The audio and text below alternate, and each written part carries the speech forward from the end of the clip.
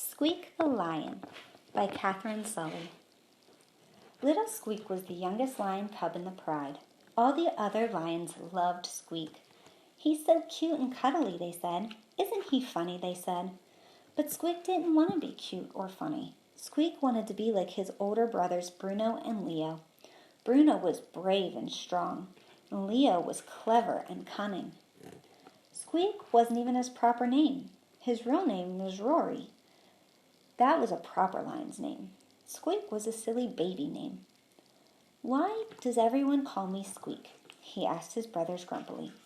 "Because when you were a baby, you went squeak," explained Leo.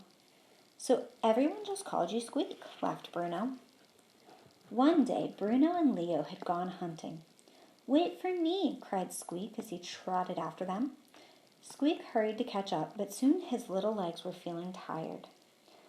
He stopped to rest and watched as Bruno and Leo disappeared into tall grass.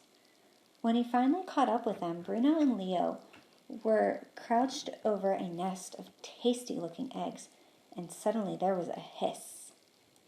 A head appeared swinging above the tall grass. It was a snake. The nest of eggs belonged to her, and she lunged at the lion cubs, but brave Bruno roared, and he swiped the snake with his paw, and it slithered away. "Wow, Bruno, that was so brave," said Leo as the lion cubs made their way home. "Did you see how Bruno swiped that sneaky snake?" said Squeak. Just at that moment, Squeak spotted a lizard crossing the path.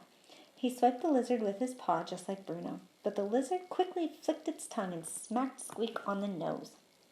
Squeak was so surprised he jumped. The angry lizard continued on his way. Bruno and Leo laughed. "You're so funny, Squeak," they roared. The next day, Bruno and Leo went hunting again. "Wait for me," called Squeak, as he followed his brothers down to the watering hole. It was very muddy along the bank, and Squeak's paws kept sinking into the mud. It was slowing him down. "Now I'll never catch up," he sighed as he watched his brothers walking on ahead. Then Bruno and Leo stopped as they spied some paw prints in the mud. "These tracks belong to a water buffalo," said clever Leo, sniffing the ground. "Let's follow it and sneak up on them from behind," said brave Bruno as they looked in the muddy trail. By the time Squeak reached the water, there were lots of paw prints in the mud. His brothers were nowhere to be seen. Squeak sniffed the ground until he looked at the paw prints.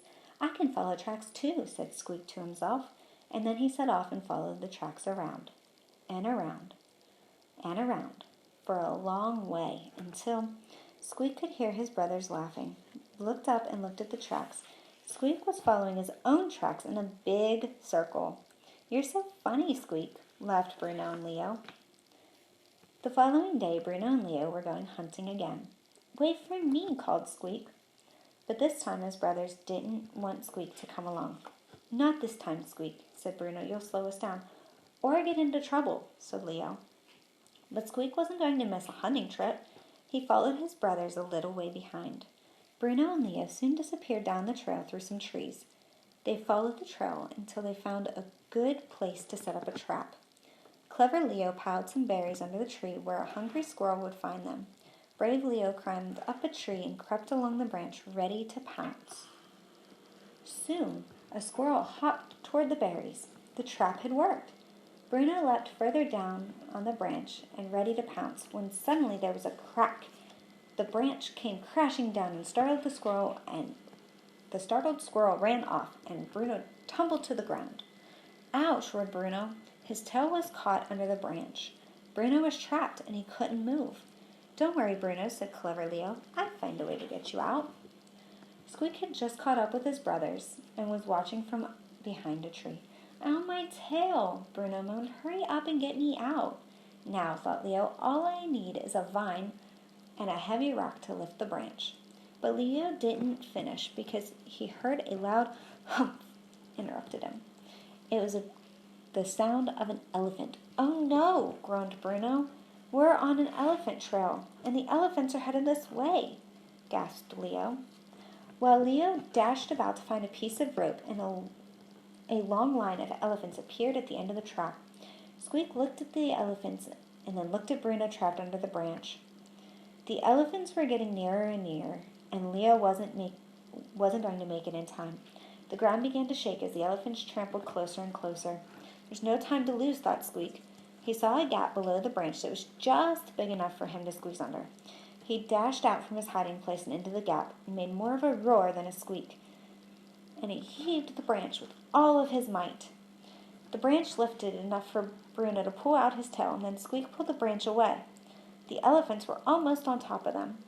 Bruno, Squeak, and Leo leapt into the trees just as the elephants came thundering by.